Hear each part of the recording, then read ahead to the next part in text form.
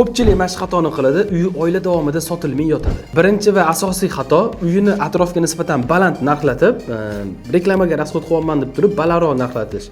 Agar atrofga nisbatan sizni sotayotgan uyingiz balandroq bo'ladigan bo'lsa, klient yaqinlashmaydi ham. Yana bitta muammo, uyingiz sifatli rasmi yo'q. Shoshilinch telefonda olib tashlagan rasmlarni OLX'larga yoki boshqa platformalarga joylab qo'yiladi. Bu ham uy sotilmasligiga sabab bo'ladi. Uy sifatini ancha past baholab qo'yadi.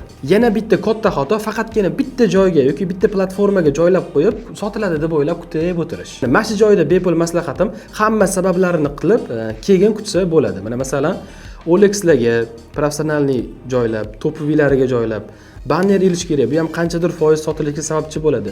Undan tashqari, to'g'ri reklamachiga reklama berish ham uyi sotilishiga normalniy foiz qo'shadi. Strashniy xatolardan bittasi uyi mana Melichovka xatosi bo'ladimi? Boricha ko'rsatish kerak. Ko'pchilik aybini bekitib turib, kelgandan keyin mana shunaqa joyi bor edi desa, bu ko'pgina mojarolarga sabab bo'ladi. Agarda sizning uyingiz ham oila davomida sotilmay yotgan bo'lsa, biz sizlarga o'zimizning xizmatimizdan taklif qilamiz.